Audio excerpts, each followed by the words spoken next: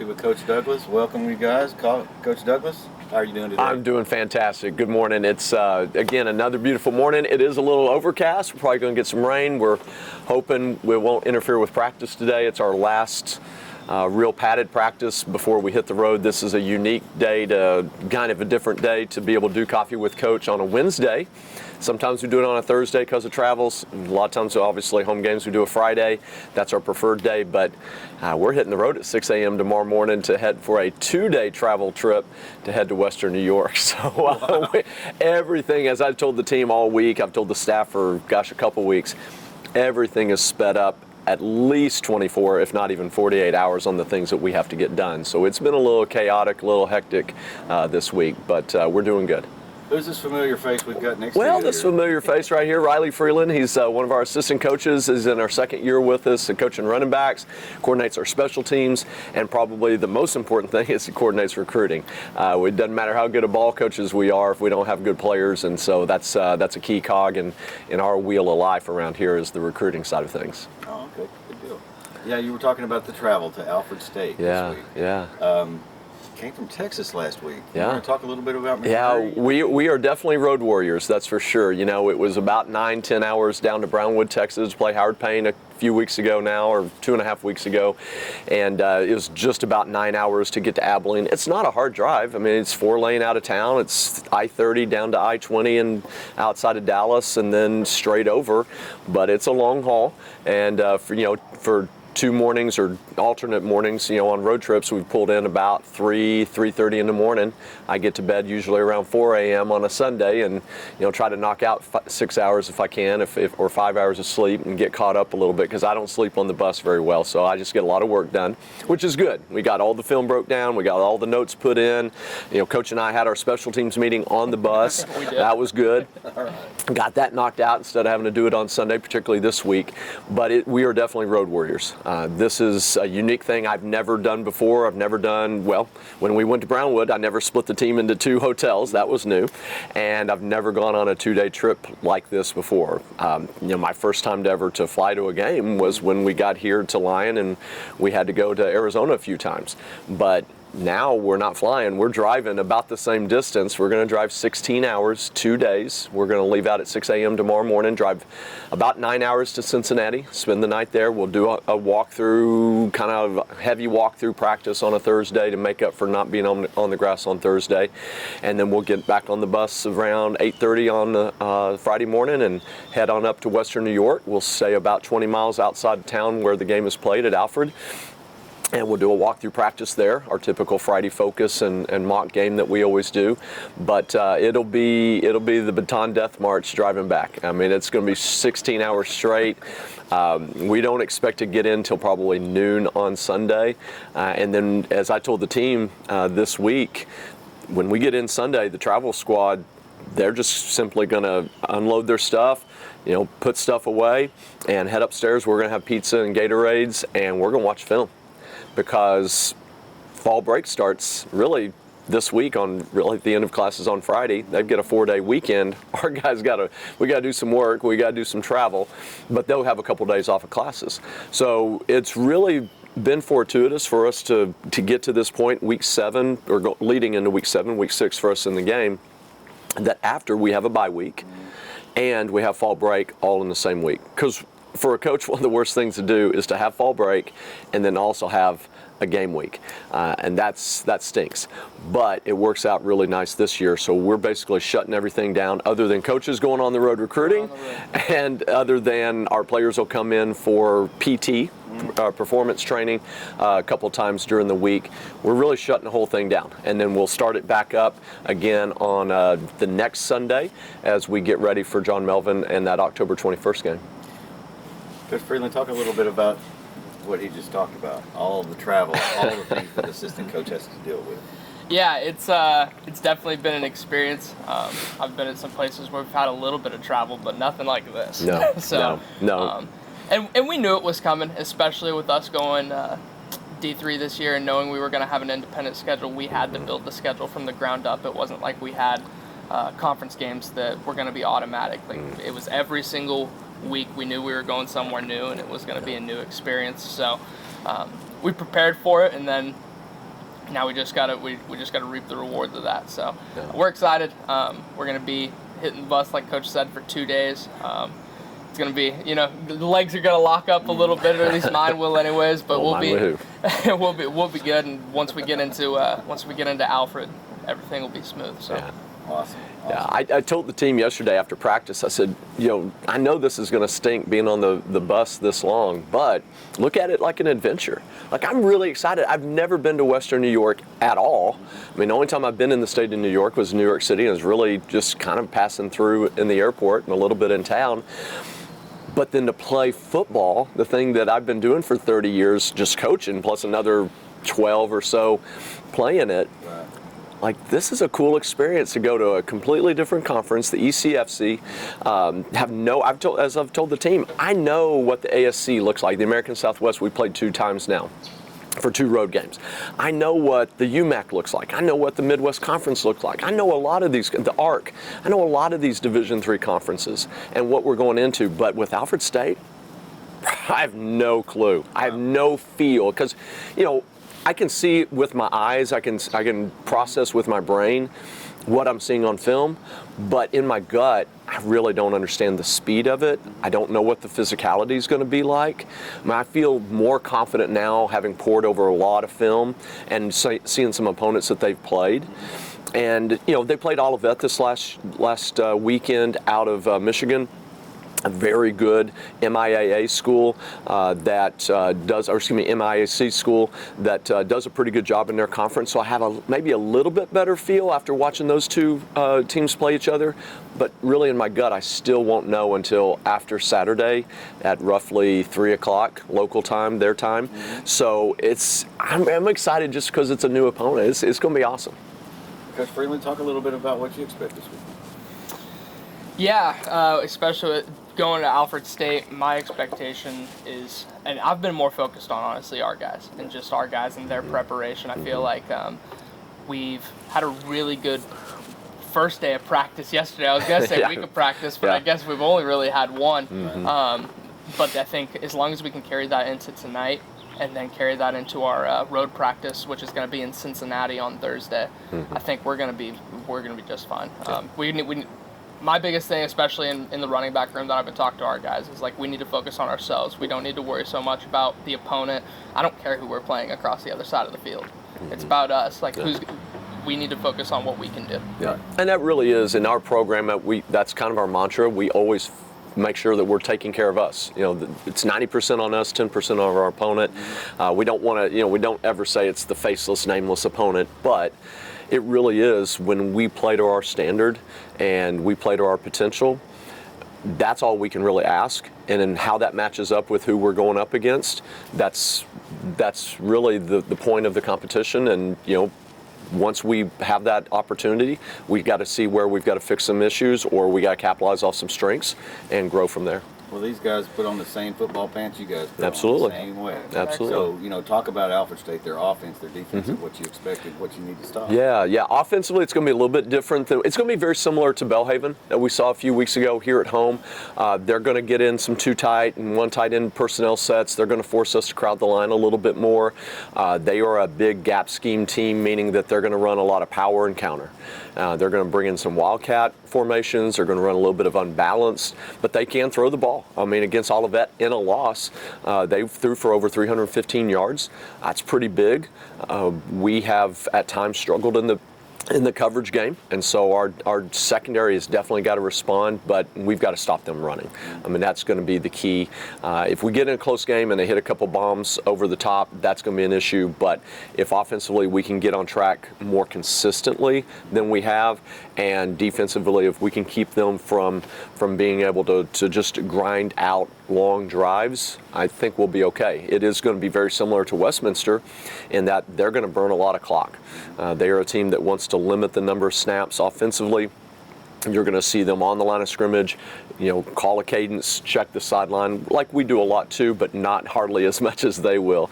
And so it'll be kind of a little bit of a cat and mouse game on that side of things as far as just control of the clock and tempo. And so we need to get some 3 and outs. We need to get some turnovers for sure in this game in order to not be stuck on the field all day long. Now, defensively, the good thing is we're going to see some similarities in what we've seen the last couple of weeks with some odd front teams, with McMurray, with Howard Payne. We see a lot of three-man fronts. This one's very multiple, though. We're going to see a lot more 3-3 stack at times, and then we're going to see some 3-2 box or 3-4 type of personnel defenses. And in those situations, we're going to see a lot of pressure. They're probably not as big a pressure team as we saw last week at McMurray, but they will bring a lot of movement up front. They'll bring some guys extra on pressure to try to disrupt your run game and get some pressure on the quarterback.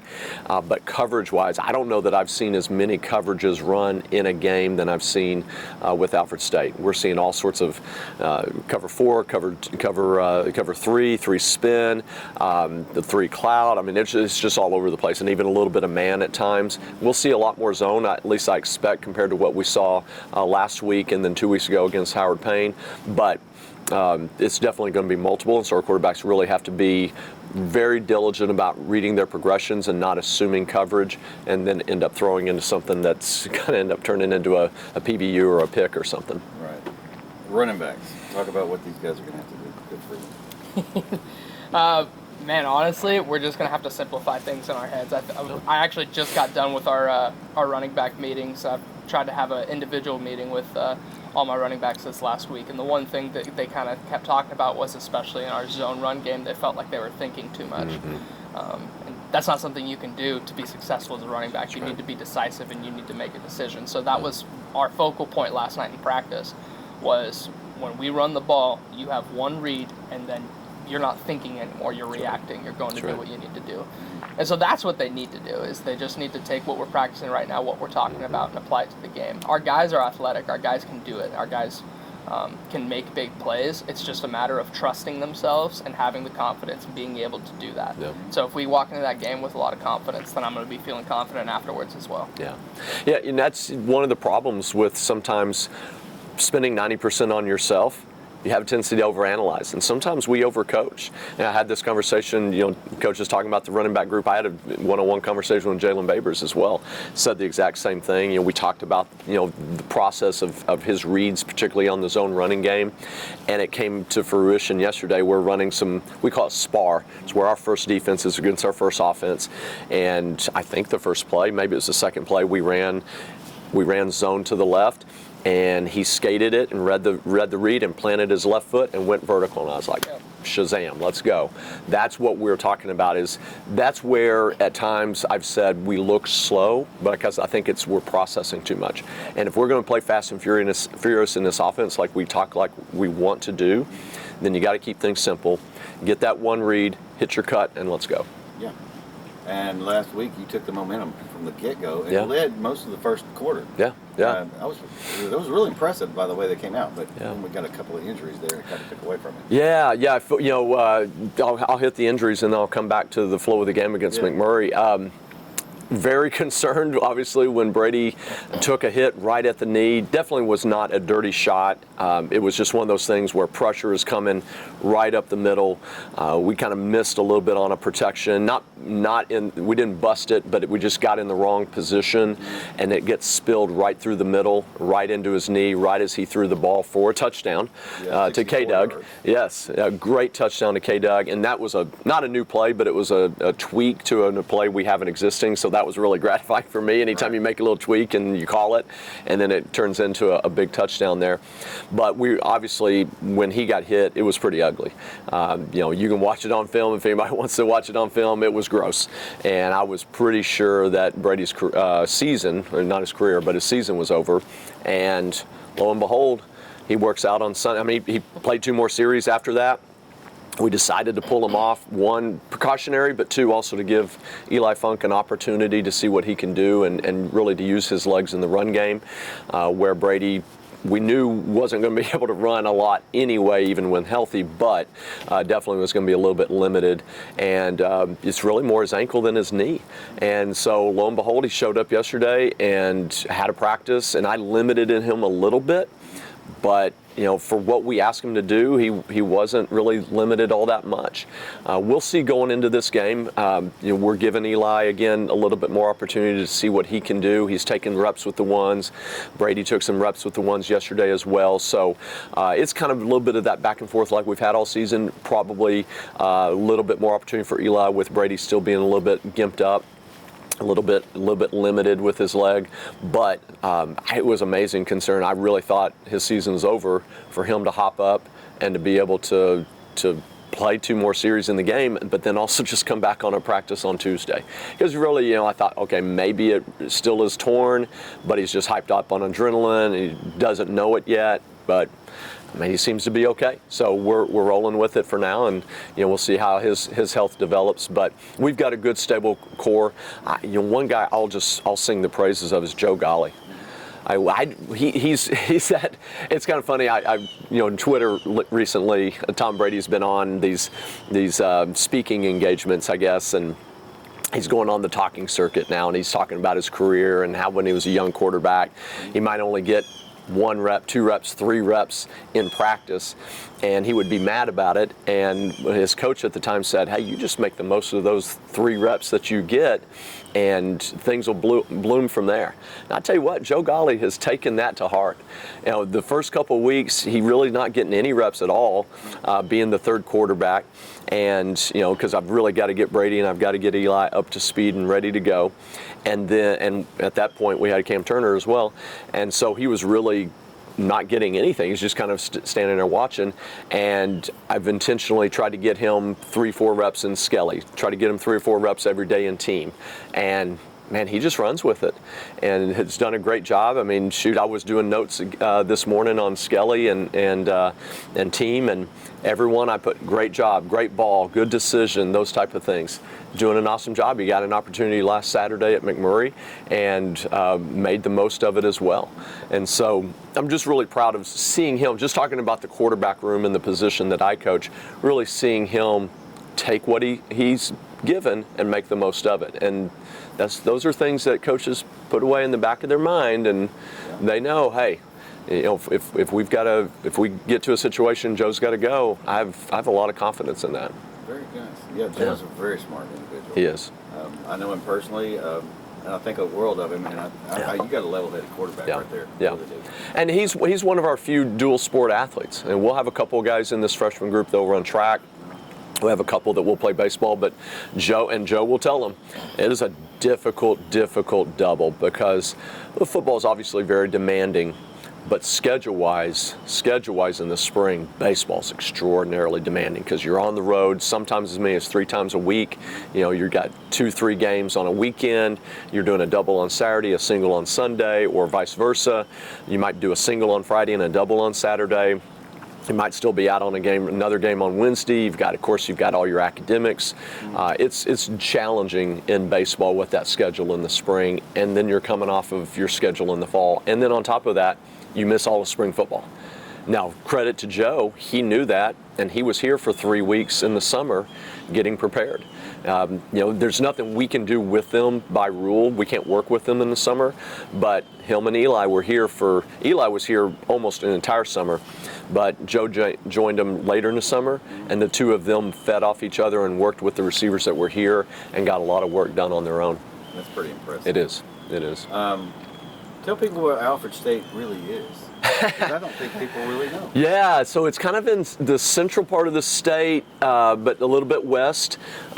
It's kind of in the mountains, I guess you say. In fact, I think they have a slogan there, on the mountain or up to the top of the mountain or something like that. Now, it's kind of like here, like we say Ramsey Mountain or Eagle Mountain here. They're just small hills, really, but I get the impression that's a little bit what it's like at Alfred, but I think you're on the upper range of the Appalachians, or there's probably some other mountain range I'm not familiar with that is there. But from everything I've read and heard, it's a beautiful place. I'm sure the trees are definitely turning down there right now, like they're just barely starting to on some trees here. So again, excited about that and see what that looks like. But yeah, you're about an hour and a half from Rochester south, and you're about hour 45 minutes south of Buffalo. So that's why it's a drive, because to fly into Buffalo or to fly into Rochester is going to be expensive, and then we're going to hop a bus for 2 hours and keep a bus over a weekend. That's going to be super expensive. That's why we will fly when we go to Hilbert 2 weeks later after this. We will fly because Hilbert's right there in Buffalo. And so it's only a 30-minute trip from the airport, where it's going to be an hour and 45 minutes or more from the airport down to Alfred. Alfred's a little bitty. Don't know the exact population, but we're probably only talking, 4,000 or 5,000 people. We're actually staying in a hotel outside of town because there's really not a hotel that would service us there in Alfred. So it's one of those small towns that's got a college, a state college in this case, Alfred State University. So and we're starting to get a few drips of rain here, but I think we'll survive. But small town, decently small college, but it's kind of the epitome of Division III, particularly up there. You're going to have a good mix of private and public schools that play at that Division III level, or they're just good, steady, small schools that do a great job for their communities. Coach Freeland, you ever been to New York? No, I have not, and that was even something that my wife was picking on me last night. She was like, "Oh, you're gonna go on all these trips. You're gonna go to New York without me." So, no, it'll be a good time though, and especially I'm really actually excited for the road trip. I know we've made a couple jokes complaining about the 16-hour bus ride, but. One, I feel like that's when I'm getting the most work done. I have no distractions. I'm sitting there, and I'm just getting a ton of work done. So that's going to be nice. But then, I know our guys really just enjoyed the experience, like hanging out with each other on the bus and just hanging out. So. No, I was going to say, that's some of the stories that you hear, and just the guys thinking back 2 years, 5 years, 10 years after graduation, they talk about the road trips and just the experience of being on the bus and in the hotel and being together in that smaller group. No, it's great to have a team of 116 guys. I mean, I love it. We have depth, allows us to be able to practice really efficiently. It's, of course, great for the college as well, but I think the guys really like it when we get on the road and it's just the 56 or 57 or 55, however many we're taking 57 this week. They like it when we get to that really small, intimate group, because you can really bond a little bit tighter, and you're cooped up in a bus for, in this case, 16 hours, right. Or 32, depending on how you want to look at it. I guess you are. Yeah. Yeah. Stopping off in Cincinnati, you could take me and just leave me there and pick me up on the way back. I watch a Bengals game or whatever. There you go. Get a little chilly. Yeah. Is there anything else we need to cover?